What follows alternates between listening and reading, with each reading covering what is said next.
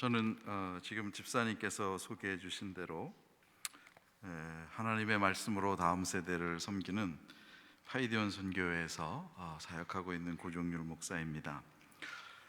이렇게 여러분들을 뵙게 되어 감사하고, 특별히 우리 선생님들의 오늘 저녁 찬양을 너무 잘 들었습니다. 여러분들이 그 교회에 많은 그 길이 있는데 길을 잘못 드셔서 주일학교 교사로 긴 세월 이렇게 수고하신 선생님들도 계시고, 올해 괜히 아는 사람 따라 부서 놀러 갔다가 선생님 되신 분도 계실 것입니다. 저도 1975년 고등학교 1학년 여름방학 때 좋아하는 안수 집사님이 부장으로 있는 유년부에 놀러 갔다가 여름성경학교 보조반사로 뽑히면서 이 험난한 길로 접어들었습니다. 그래서 만 40년이 지났습니다. 교회 학교를 떠나보지 않은 지가 만 40년이 되었습니다. 우리 주한장로교회는 하나님께서 그동안 많은 역사도 허락하셨고 은혜도 허락하셨고 또 많은 가르침을 허락하셔서 하나님의 사람들이 교회를 통해서 또 말씀 가르침을 통해서 계속해서 성장해 왔습니다. 그런데 교육을 얘기하려면 참 어렵습니다. 저희가 열심히 사역을 한 지 저희 단체도 올해로 40년이 되는 그런 해인데, 우리의 주 커스터머는 고등학생까지 학생들입니다. 그런데 이 우리의 고객들이 지금 너무 많이 줄어들고 있거든요, 전국적으로. 그래서 저희는 참 날마다 기도가 이 사느냐 죽느냐의 기도입니다.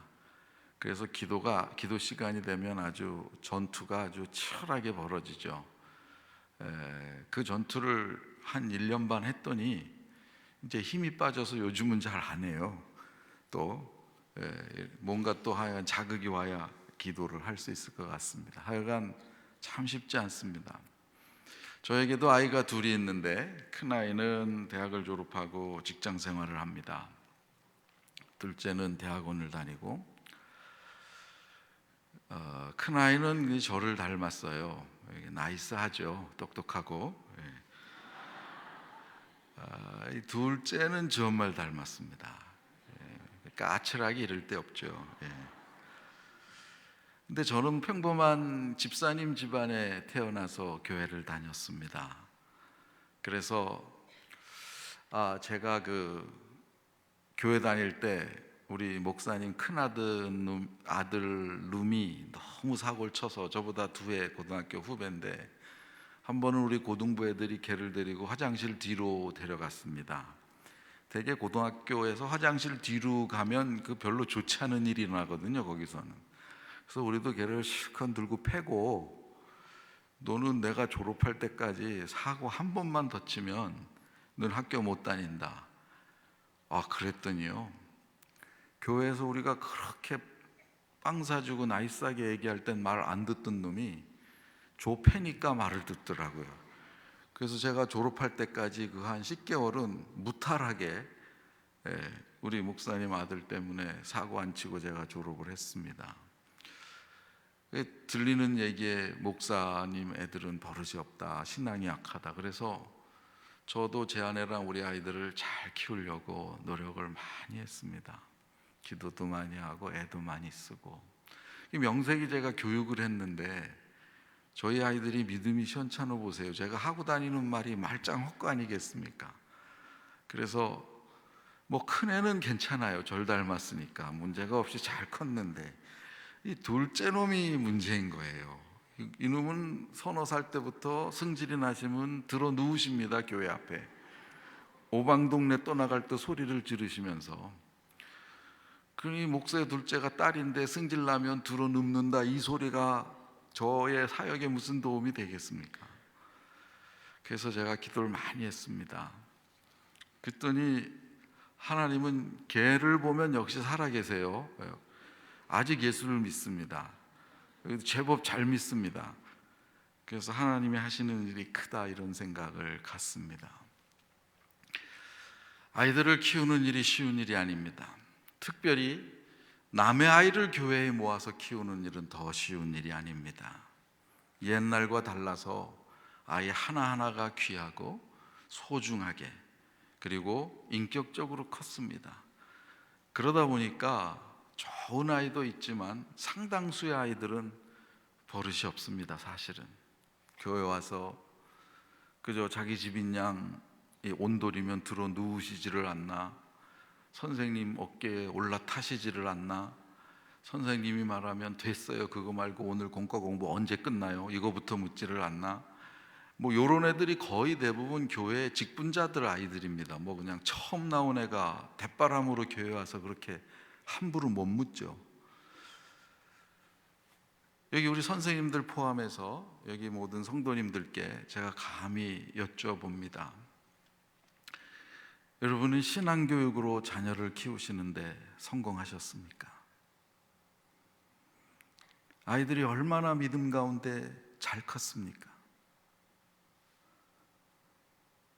얼마나 우리 아이들이 이 이방 문화 속에서, 우리나라는 엄밀하게 얘기하면 뭐 기독교 문화가 아니니까요, 이방 문화와 이방의 습관이 길들여진 이 나라와 사회 속에서 특별히 모든 계층이 나누어지고 그리고 모든 지연 및 파벌이 형성되어 있고 집단이 형성되어 있는 이 바깥에서 보면 폐쇄적인, 안에서 보면 우리끼리 노는 이런 나라에서 여러분의 자녀들을 어떻게 세우셨습니까? 참 쉬운 일이 아닙니다. 그저 주일날 교회 가주는 것만도 감지덕지입니다.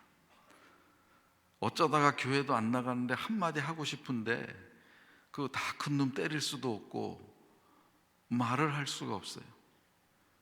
그렇다고 지 할 일을 잘이나 하면 모르겠는데 그것도 아니고, 그런데 결혼을 해서 아이를 낳아서 손주는 믿음으로 잘 키우고 싶은데 또 그것도 여의치 않는 것입니다. 대한민국 2016년에 대한민국에서 예수를 믿는다는 의미가 무엇입니까? 우리가 신앙을 갖고 살아간다는 의미가 무엇입니까? 이 세상에서 저희가 한평생을 살아가는 이 땅에서 70평생, 80평생, 90평생 믿음을 가지고 이 땅을 죽지 않고 살아간다는 이유가 도대체 무엇일까요? 믿음은 우리들에게 도대체 무엇입니까? 무엇이 그렇게 중요한 것이고 무엇이 그렇게 소중한 것이고 실제로 무엇이 믿음이 우리에게 유용한 것입니까? 오늘 우리가 보려고 하는 이 말씀은 도대체 믿음이라는 게 무엇이고, 그리고 교회 학교가 부모가 아이들을 믿음으로 키운다는 것에 있어서 우선순위가 무엇인지, 다른 거 못해도 괜찮은데, 다른 거 좀 부족해도 괜찮은데 도대체 꼭 해야 될 일이 무엇인지 그것을 오늘 우리들에게 말씀해 주십니다. 이 앞에 있는 마가복음 6장 34절 같이 한 목소리 좀 읽어보겠습니다. 시작. 예수께서 나오사 큰 무리를 보시고 그 목자 없는 양 같음을 인하여 불쌍히 여기사 이에 여러 가지로 가르치시더라. 여러분, 마가복음 6장 이 34절의 말씀은 뒤에 오병이어의 기적이 나오는 말씀입니다. 예수님께서 어느 날 나와 보시니까 사람들이 어마어마하게 모인 거예요. 그럴 것이 마가가 기록한 성경 5장 그리고 6장까지를 이렇게 자세히 보다 보면 수없는 기적이 일어납니다. 예수님께서 병자를 고치시고 소경을 눈뜨게 하시고 약자들을 세워주시는 수없는 기적이 일어납니다. 그 가난하고 힘들었던 시절에 주님이 그렇게 하셨다니까 얼마나 많은 사람들에게 소문이 났겠습니까? 여러분, 소문이라는 것은 이상해서요, 보지 못한 소문은 귀로 들었을 때 폭발력을 가지고 있어요. 그래가지고 사람들이 더 모여드는 거예요. 눈으로 보면 아이 그거 뭐 이렇게 갈 것도 귀로 들으면 전혀 다른 얘기가 됩니다. 얼마나 많은 사람들이 모여 있었는지 오병이어 끝나고는 주님이 좀 지치셨나 봐요. 배를 타고 저 건너편으로 가자고, 한적한 곳으로 가자고 얘기하실 만큼 이 지금 사역이 많으셨어요. 사람이 많이 모였습니다. 그런데 여러분, 그 사람들이 왜 예수님께 나왔습니까? 이 수없는 5천 명이나 먹이는 이 오병이어의 사건이 왜 예수님께 사람들이 나온 사건으로 기록될 만큼 사람들이 예수님께 찾아왔을까요? 필요가 있어서 그랬습니다. 그분한테 가면 38년 된 병자가 낫다더라. 그분한테 가면 12년 앓던 여자가 낫대더라. 그분한테 가면 무슨 회당장의 딸이 살아났대더라. 많은 기적의 역사 때문에 사람들이 주님 앞에 오면 무엇인가 있을 것 같은 기대를 가지고 왔습니다. 만일 그랬다면, 그래서 오늘날에도 우리들이 무엇인가 필요해서 예수를 믿는다면 그것은 신앙의 교육을, 신앙의 상속을 하는 우리의 입장에서는, 우리의 후대에게 믿음을 물려주는 우리 입장에서는 주님이 무엇인가 필요를 채우시는 분이라고 가르치는 일들이 우선이라면 그것은 실패로 가는 지름길입니다. 어쩌면 우리 한국교회가 오늘날 지난 3, 40년의 커다란 부흥을 맞이하고 다음 세대가 쓰러져가는, 물론 인구 증가상 다음 세대가 적습니다. 그러나 다음 세대가 교회 안에서 차지하는 비율도 줄어들어가고 있습니다. 그만큼 다음 세대들이 교회에 오지를 않습니다. 주일학교에 여기 선생님들이 계신데 초등학교 6학년까지 다 조사해 보면은요, 특별하지 않는 한 부모가 예수를 안 믿는데 교회 다니는 아이들은 거의 없습니다.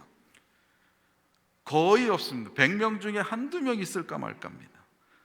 중고등부감 조금 더 있고 물론 대학부 청년부감 더 많아집니다. 그러나 부모가 믿지 않는 한 아이들은 교회 오지 않습니다. 이 닫혀진 세상이 되게 된 이 시점에서 정말로 우리는 예수님이 무엇인가 해주는 분이시라서 예수를 믿으라고 아이들에게 권하고 있는 것입니까 지금? 그렇다면 오늘 우리가 이 말씀을 보아야 할 것입니다. 주께서 이렇게 말씀하셨어요. 예수께서 나오사 큰 무리를 보시고, 이 사람들이 예수님 소문 듣고 찾아왔던 사람들이에요. 가난한 사람들이 거의 다였겠죠. 무엇인가 도움이 필요했던 사람들이에요. 그래서 주님 앞에 나왔는데 주님은 그들을 향해서 다른 이야기를 지금 하나 하고 계시는 것입니다. 큰 무리를 보시고 그 목자 없는 양 같음을 인하여 불쌍히 여기사, 그들을 주님도 불쌍히 여기셨어요. 권세 가진 사람, 돈 있는 사람이 그들을 불쌍히 여기고, 우리들이 가난하고 헐벗고 힘들고 병든 자들을 불쌍히 여기고, 때때로 고아와 과부를 불쌍히 여기는 것처럼 세상은 그것을 불쌍하다고 얘기를 합니다. 그러나 여러분, 여기 있는 성경 말씀을 하나 보십시오. 주님은 불쌍하다는 용어의 정의를 새로 하나 쓰고 계십니다. 그 정의가 무엇이냐면 목자 없는 것이 불쌍한 것입니다. 가난해서가 아니에요. 아파서가 아니에요. 병들어서가 아니에요. 먹을 것이 없어서가 아니라, 대학을 좋은데 못 가서가 아니라, 대학을 못 가는 형편 때문에 맥도날드에서 아르바이트해서 문제가 아니라 목자가 없는 것이 불쌍하다고 말씀하고 계시는 것입니다. 여러분, 그렇게 생각하십니까? 좋은 대학 나와서 좋은 직장에 돈 많이 받고, 제 친구 아들이 하버드 로펌을 나오고 대한민국의 3위 안에 드는 로펌에 들어갈 때 지난 연말에 계약서를 쓰는데요, 1억 4천만 원이 연봉이더라고요. 29살짜리가. 그럼 제가 1억 4천을 벌으려면 일 많이 해야죠. 물론 그럼 되죠. 예. 뭐 간단하죠. 그럼 그 아이는 불쌍하지 않고, 올해 우리 고등부를 졸업한 아이인데 가정 형편 때문에 또는 여러 가지 이유로 만일 어느 공장에서 인턴으로 일한다면 그 아이는 불쌍한 것입니까? 교회가 그 답을 하는 한 우리 고등학생, 대학생, 청년들에게 복음의 해답을 줄 길을 잃어버리고 맙니다. 공부를 잘하고 좋은 대학 가면 축복이고, 그럼 공부 못하고 취직 잘 못하면 그 반대말이 무엇입니까? 좀 강단에서 쓰기는 너무 죄송스러운 말이지만 그 축복의 반대말은 저주가 맞는데 그걸 저주라고 말할 수 있습니까? 근데 우리가 그걸 보여주고 있는 겁니다, 지금 아이들에게. 도대체 이 기준이 어디서 왔느냐 하는 거예요. 지금 예수님마저도 이 힘들고 어려운 시대에 이 가난하고 압제받는 이 유대인들, 이 사람들이 주님 앞에 지금 나왔는데 그들의 불쌍함을 보시는 그분의 눈에서 말씀하시는 소리가 무엇이냐면 너희가 헐벗었구나, 너희가 굶주렸구나, 너희가 아프구나, 너희가 병에 걸렸구나, 너희가 오늘 먹을 양식이 없구나, 그래서 불쌍하다고 말씀하시는 것이 아니라 목자가 없기 때문에 불쌍하다고 말씀하시는 이 소리를 여러분 들으십니까? 우리는 우리 아이들에게 예수님 믿는 것이 축복이라고 말은 하면서도 그분이 우리 인생의 목자이고 그분 없는 인생이 불쌍하다는 것에 대해서는 강조해 본 적이 없다는 사실이에요. 그분 믿으면 잘 된다 소리는 했습니다. 그분 믿으면 무엇이 잘 될 거라고 얘기는 했습니다. 새벽마다 기도에 나와서 그 기도를 합니다. 그러나 여러분, 목자가 뭐 하는 사람이에요? 평생 양을 끌고 가는 사람들입니다. 양들은 목자가 없으면 죽습니다. 지독한 근시에 자기가 밀려도 밀리는 줄 모르고 압사당하는 게 순진한, 다른 말로 얘기하면 미련한 양이에요. 그래서 노숙한 이스라엘의 목자들은 사이사이에 염소를 끼워놓든지 사람을 몇 명 더 쓰든지 그러는 수밖에 없는 게 이 양이에요. 천상 자기 목자 목소리만 듣고 죽을 때까지 사는 게 양입니다. 그렇지 않으면 길을 잃어버리는 수밖에 없는 거예요.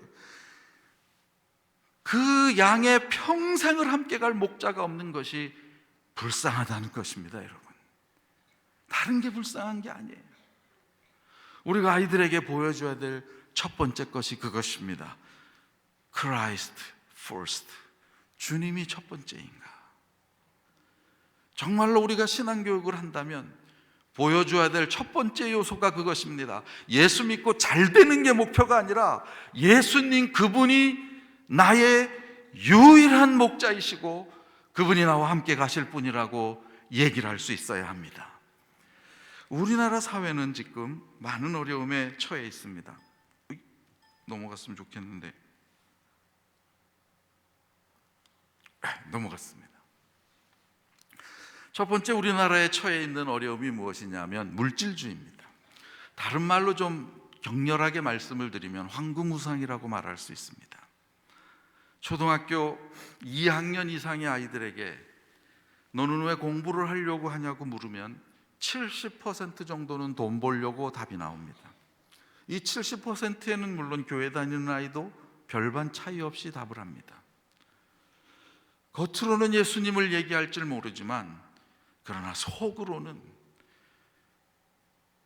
우리도 어떻게 할 수 없는 이 노도처럼 흘러가고 있는 물질주의의 흐름을 우리는 어떻게 거역을 할 수가 없어요.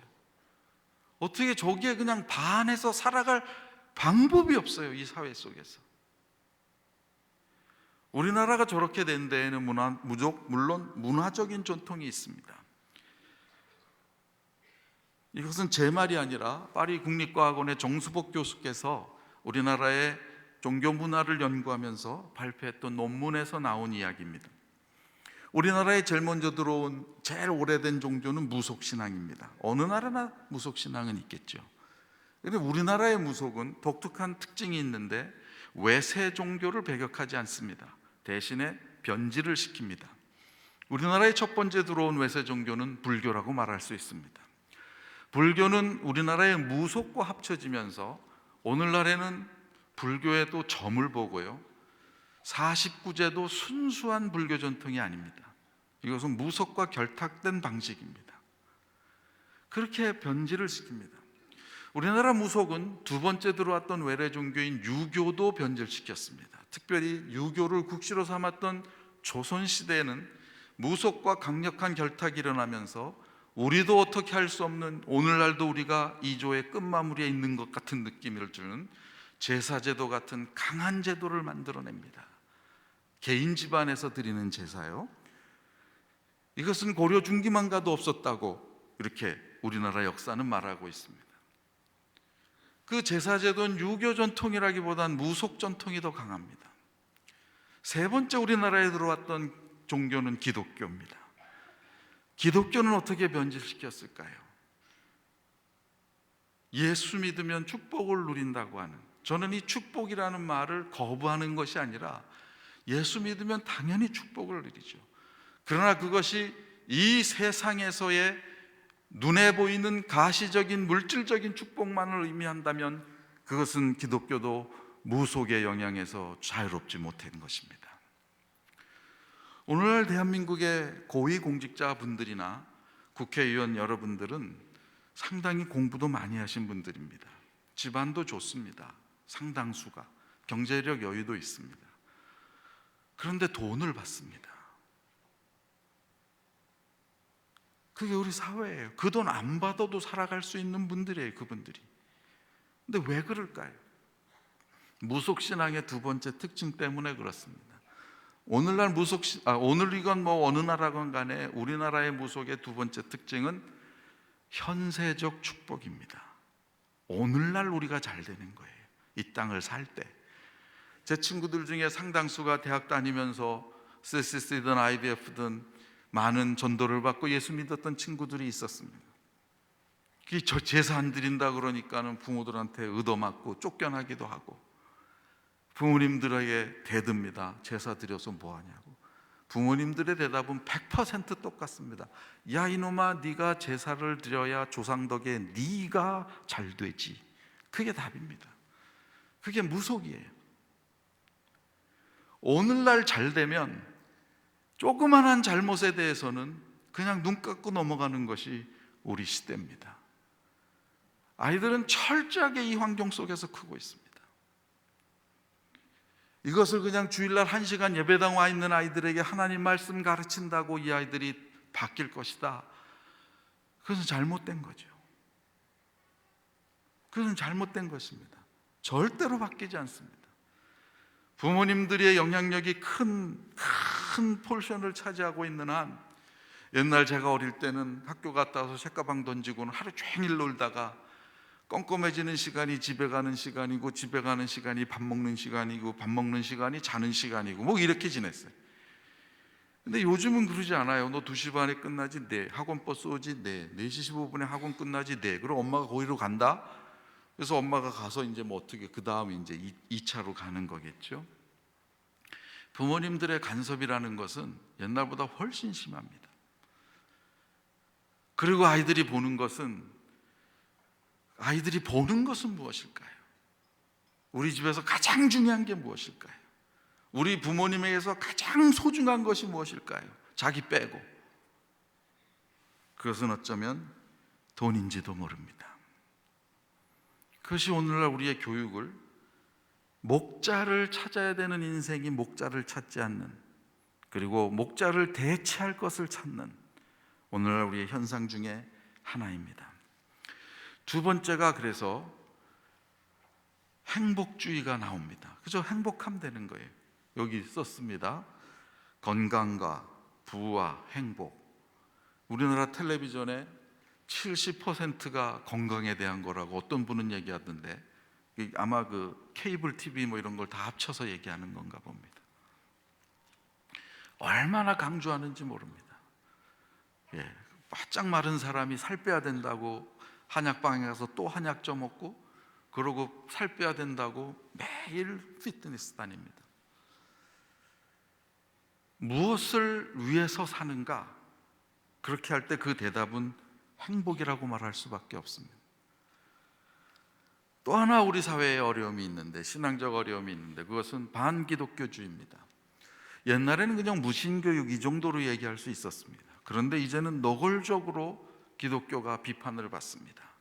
여러분, 우리 주한장로교회도 제가 오늘 오다 보니까 이 앞에 복지재단 큰 그 사회 기여를 하시는 걸 보았습니다. 2009년 12월에 그 서해에서 그 삼성중공업의 큰 유조선 하나가 이렇게 좌초되면서 기름띠가 서해 전반을 뒤덮었습니다. 많은 분들이 자원봉사를 갔습니다. 그 자원봉사 중에 70% 이상이 교회에서 간 사람들입니다. 제가 알기에는 온누리교회 같은 데는 매일 밥차를 거기다 상주해 놓고 한 사람 앞에 4만 원에서 5만 원 사이에 돈을 받고 버스를 태워서 매일 보냈습니다. 그 추운 겨울에 바위에 기름 묻은 걸 닦아냈습니다. 조선일보에 줄 하나 나지 않습니다. 그러는 어느 단체 하나가 가서 일한 거, 그 허접한 하루 봉사 하나가 5단 기사로 실리는 사회입니다. 기독교가 모아놓은 2012년 현재, 이거는 제가 국회의원실의 어느 국회의원의 국감 자료를 받은 것입니다. 2012년 현재 기독교가 사회봉사로 쓴 돈은 캐톨릭의 7배, 불교의 11배입니다.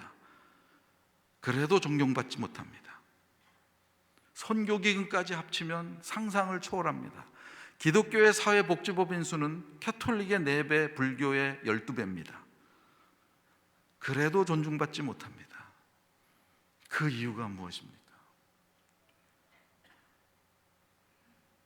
우리가 사회에 존중받으려고 생각했다면 교육이 틀린 것입니다. 주님은 분명하게 우리에게 말씀하셨어요. 세상이 너희를 미워하나 두려워 말라. 실은 너희를 미워하는 것이 아니라 누구를 미워하는 거다? 나를 미워하는 거다. 그러나 두려워 말라.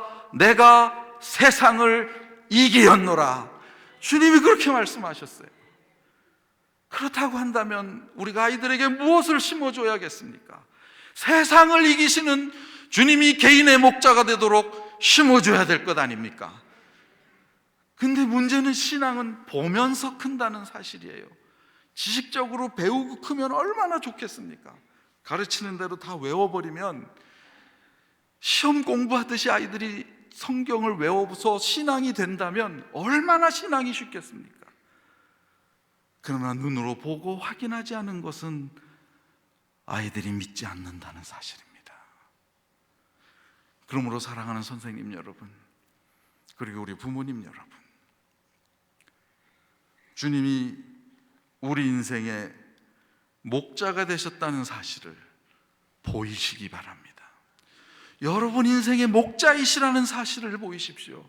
주님이 주신 말씀과 주님이 인도하시는 방법과 주님이 요구하시는 삶이 나에게는 무엇보다 우선순위의 최우선순위의 길이고 방법이고 선택이고 나의 갈 길이다라고 보이시는 길만이 아이들이 예수를 믿게 되는 유일한 방법입니다. 지금 다른 어떤 것도 이 아이들에겐 통하지 않습니다. 혹 제가 예배를 설교를 처음 시작하면서 드렸던 말씀 때문에 마음이 상하셨다면 널 이해해 주시기 바랍니다. 사랑하는 부모님 여러분, 선생님 여러분, 여러분들은 아이들에게 예수 그리스도가 나의 목자시라는 것을 어떻게 보이셨습니까?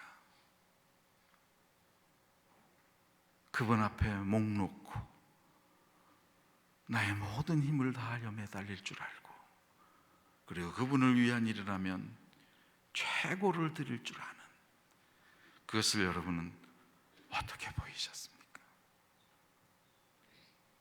우리가 그동안 우리 모든 신앙의 기성세대가 그동안 우리 사회 속에서 보여주었던 것 때문에 오늘 아이들은 교회를 떠나갑니다.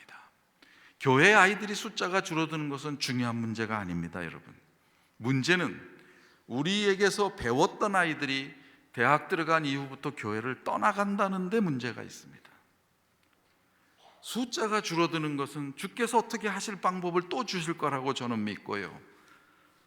그러나 유아부부터 고등부까지 15년을 교회에서 가르쳤는데 10명이 고등학교 3학년을 졸업하면 5년 이내에 7명 가까이는 교회를 떠납니다. 그게 우리의 신앙교육의 현장입니다. 지금 그것은 어떻게 말할 수 있겠냐는 거예요. 그것은 어떻게 설명할 수 있겠냐는 거예요. 주님이 여기 그렇게 나오는 사람들, 인생의 필요를 가지고 나오는 사람들을 다시 볼 수 있는 눈과 마음을 우리들에게 여기 주십니다. 주님이 첫 번째입니까? 두 번째는 불쌍히 여긴다는 마음입니다. 외로운 시대가 도래했습니다.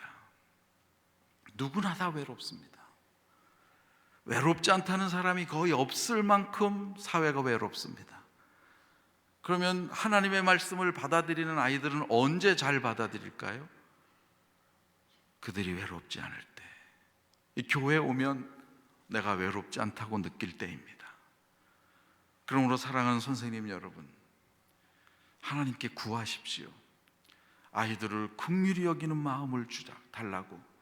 여러분, 우리가 얼마나 연약하고 약하고 얍삽한지요. 코 질질 흘려도 이쁜 애가 있고요, 이쁘고 깔끔한데 미운 애가 있어요. 반대도 있어요. 깔끔해야 이쁘고 좀 뭔가 지저분하면 싫은 애들이 있습니다. 주님이 지금 여기 나오는 큰 무리들에게 5,000명을 먹이시고 오병이어 기적을 살리실 때 이 사람들을 뭐 구분하셨나요? 옷에 때 묻은 사람 왼쪽, 하얀 옷 입은 사람 오른쪽, 잘생긴 사람 가운데, 뭐 이렇게 구분하셨나요? 교회에서 그런 일이 일어나면 큰일 나죠. 우리 선생님들이나 우리 교육부서 교육자님들은 평생 감사하실 일이 있는데, 그게 뭐냐면 작년 성도들처럼 목사님 설교 기억해가지고 얘기하면 큰일 나요. 우리는 얘네들이 다 잊어먹어줘서 그나마 또 한 말 또 하고 또 한 말 또 하고 그래도 괜찮지, 작년 설교한데 오늘 설교 좋았습니다 목사님 뭐 이런 평가해대기 시작하면 우린 주일학교 잘 못해요. 설교 끝나고 나가는 전도사님에게 3학년짜리가 와서 설교 좀 잘하시죠 뭐 이래봐요. 그거 어떻게 하겠어요 그거. 우리 청중들은 절대로 그런 평가라는 걸 안 합니다. 그러나 마음을 알죠. 마음을. 우리 선생님이 나를 웰컴한다, 우리 선생님이 나를 받아준다, 이건 압니다. 고등학교 3학년 놈들이 여름에 그 왜 옷은 좀 좋은 거 입고 오지, 그거 뭐 천이 아까운지 소대나시 같은 거 입고 오고, 그 머시멜 놈이 팔 들면 겨드랑 밑이 다 보이고 슬리퍼 질질 끌고 다니고 껌 찍찍 씹으면 한 대 좁히고 싶죠. 근데 여러분, 걔는 얼마나 고민하면 교회 나왔겠어요. 물론 폐역한 놈도 좀 있긴 있어요, 그 개 중에는. 근데 교회를 나왔으니까 우리가 받는 거죠. 우리의 마음과 문턱을 낮추고 교회가 다 아이들을 받는 것입니다. 가난했던 시절에 시골의 여름 성경학교가 뭐가 그렇게 재밌었겠어요. 그것이 유독 우리들에게 기억에 남는 건 뭐냐면, 늙으신 흰머리 성성한 장로님 옥수수 쪼오시고, 우리 권사님 감자 쪼오시고, 그 다음에 우리 집사님 자두 따오시고, 그게 기억에 남는 이유가 뭘까요? 그건 온 교회의 사랑이에요. 저는 성도님들에게, 만일 여러분이 부모시라면 부탁드리고 싶은 말씀이 있습니다. 다음 주부터 교회 안에서 만나는 아이면 누구든지 여러분 먼저 인사하십시오. 너 왔니? 걔가 의아해할 거예요. 아니, 이 어르신이 왜 이러시나, 누구신가? 모르죠, 나도 누군지. 그러나 여러분, 환영하십시오. 너 교회 왔구나. 잘했어, 너 교회 왔구나. 누구든 만나는 아이마다 어깨를 두드려 주시고, 아이들이 우리 주안교회를 들어올 때마다 우리 교회는 다른 건 난 모른다, 그러나 내가 교회 오는 것은 웰컴한다, 그것을 우리가 보이기 시작을 하면, 그때는 아이들이 마음을 열기 시작을 합니다. 그때서야 비로소 아이들이 생각을 갖기 시작을 하는 거예요. 사랑하는 선생님 여러분, 교사회의 한다고 늦게까지 하실 필요 없습니다. 설교 준비한다고 전도사님들 늦게 나오셔서는 안 됩니다. 최소한 첫 번째 아이가 나오기 전에 선생님들은 계셔야 하고 교육자는 있어야 합니다. 누가 들어오든 하이파이브를 하고 인사하고 만나고 얘기하고 그러십시오. 어른들도 하는데 왜 주일학교가 하지 않습니까? 컸다고 중학교 임원진들이 이게 주보 나눠주고, 그냥 주보 그냥 아이들 보고 나눠주게 하면 됩니다. 선생님들은 뭐 하시는 겁니까? 다른 분들은 뭐 하시는 거예요? 왜 아이들을 웰컴하지 않습니까? 그 아이들을 들어오게 하면서 선생님들에게는 나라는 한 영혼에 대한 가치가 얼마나 큰 것인지, 얼마나 소중한 것인지, 얼마나 열심인 것인지, 우리가 최고의 교사, 놀라운 실력 있는 엑설런트한 티처는 될 수 없어도 사랑을 가진 교사는 될 수 있는 것입니다, 여러분. 그리고 주께서 분명히 말씀하셨어요. 사랑은 성령의 열매라 그랬습니다. 그것은 구하면 받는 거예요. 그것은 열심히 하면 받는 거예요. 그것은 주께서 주시고자 작정하시면 주시는 것입니다. 원하는 사람들에게. 그런데 나는 잘 가르치는데 사랑은 없어. 그건 성령의 열매가 뒤집어진 거죠. 없는 거예요. 반은 썩어 나간 거예요. 한 열매 안에. 그건 못 먹는 것입니다. 아이들에게 목자가 누구인지 보이십시다. 내 인생의 목자가 예수님이라는 사실을 보이십시다.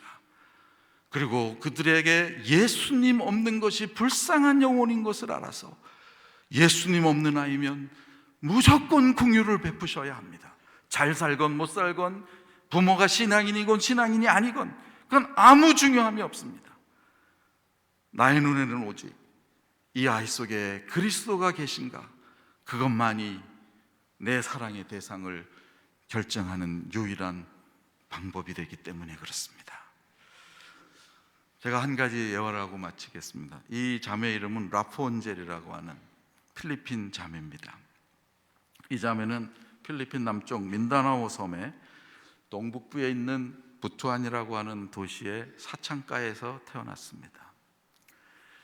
마루짝 사이로 시궁창이 흐르고 옆집과 송판이 맞대어진 사이로는 옆집 여자의 몸 파는 소리가 들렸다 그랬습니다. 이 아이가 거기서 컸습니다.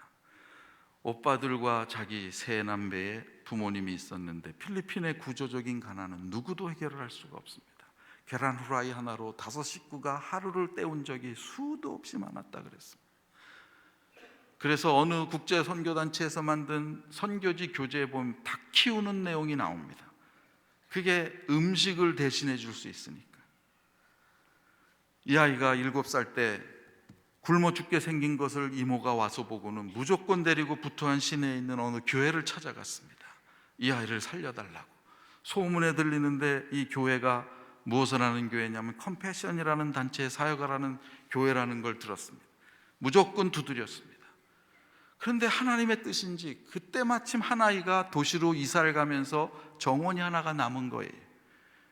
그래서 이 아이를 받고 후원자에게, 호주에 있는 후원자에게 연락을 해서 다른 아이로 대체하려고 그러는데 후원하겠느냐고. 그러겠다고. 그 여자분의 이름이 KT 그린이라는 호주의 중년 여성이었습니다.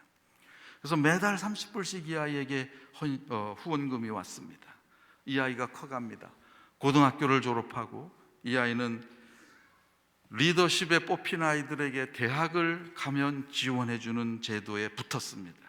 그래서 그린이라고 하는 여자분에게 컴패션이 연락을 했습니다. 이 아이가 마닐라 대학에 붙었는데 그 대학에 후원을 하려면 매달 300불씩 후원을 해주셔야 된다고. 하겠냐고. 그분이 하겠다 그랬습니다.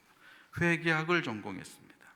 대학을 졸업하고 다시 민다나오 섬으로 내려와서 우리로 말하면 이마트 같은 커다란 대형 마트의 지배인이 되었습니다. 1년 지나지 않아서 너무 일을 잘해서 그 지역에 있는 4개의 마트의 책임자가 되었습니다.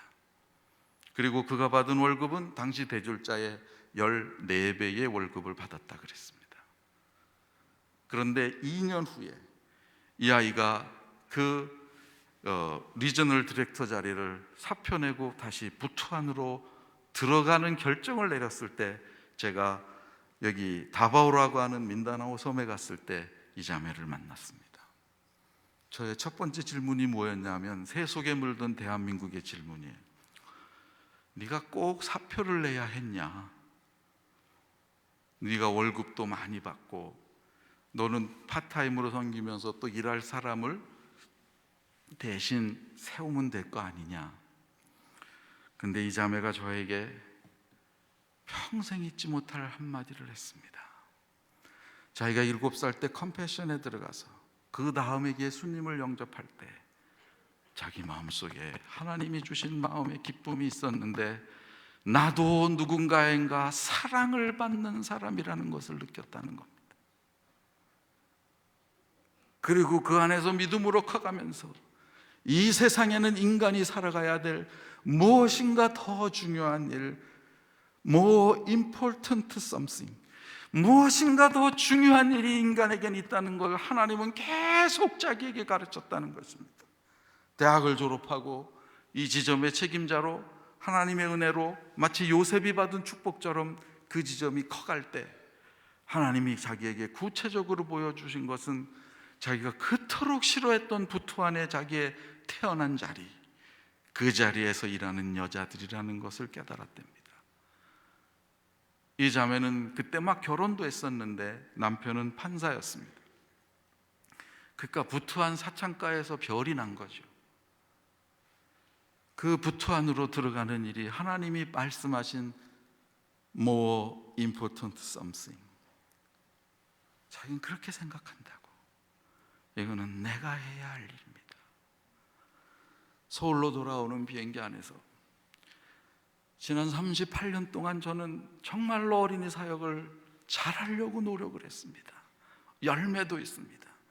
제가 지금도 섬기는 교회 가보면 유년부 부장, 초등부 부장이 다 저희 제자입니다. 그러나 저는 우리 아이들의 생각을 이렇게 바꿔놓지는 못했습니다. 필리핀의 가난과 우리의 가난은 비교가 되질 않습니다, 여러분. 거기는 돈이 정말로 황금입니다. 정말로 우상입니다. 신분이 바뀌어요, 신분이. 평생 소원이 부모님에게 벽돌집 지어주는 게 소원이었던 이 여인은, 조그마한 이 소녀는 자기 월급으로 부모님 벽돌집 지어주고 부투안으로 들어갔습니다. 우린 그보다 훨씬 윤택하게 살면서 날마다 이렇게 처절한 교육에 실패를 하는 이유가 무엇인가? 그것은 우리가 목자 없는 양처럼 살아가는 모습을 혹시 우리 아이들에게 보였기 때문에 그렇습니다. 사랑하는 성도 여러분, 우리 선생님 여러분, 많이 가르치시려고 애쓰실 필요도 없습니다. 공과를 너무 탁월하게 안 가르쳐도 됩니다. 아이들이 주일마다 여러분을 만날 때마다 우리 선생님에게 주인은 그리스도시고, 우리 선생님에게 최우선 순위는 그리스도시고, 우리 선생님을 이끌어 가시는 분은 그리스도시고, 우리 선생님의 삶의 동기와 과정과 목표와 철학 모두가 다 그리스도시라는 사실을 보이시기 바랍니다. 그리고 여러분의 마음과 눈을 열어서 그들을 불쌍히 보시기 바랍니다. 예수님 없는 아이들을 불쌍히 보시기 바랍니다. 그들의 마음을 뚫고 들어가는 예수님의 눈이 되시기를 바라고 예수님의 마음이 되시기를 바랍니다. 그러면 아이들은 어느 순간인가 마음을 열기 시작을 할 것이고, 선생님들이 보여주시기 시작하는 주님이 우선순위라는 것이 무엇인지 보고 자기 가슴 속에 넣기 시작을 할 것입니다. 이 은혜로 주께서 축복으로 세워주신 우리 주한장로교회를 주님이 세파의 흐름과 상관없이, 대한민국의 교세의 흐름과 상관없이 계속해서 세워가시는 그런 영광스러운 축복이 있으시기를 간절히 바랍니다. 우리 잠깐 기도하겠습니다. 존귀하신 주님, 사랑하는 선생님들 수고하고 애쓰신 노고를 주께서 아십니다. 그러나 우리가 다 알아봐 달라고 선생님 하는 거 아닌데, 어느 한순간에 교실이 좁고 환경이 나쁘고 가르침이 어렵다고 말하는 수준에 이르렀습니다. 주님, 그것도 회복이 되어져야 할 것입니다. 그러나 저희를 스스로 돌이켜보건대 주 그리스도가 나의 주님이신가? 주 그리스도가 나에겐 최고의 분이신가? 내가 그 주님의 마음으로 주일날 찾아오는 아이들을 불쌍히 여길 수 있는 마음을 가진 사람인가?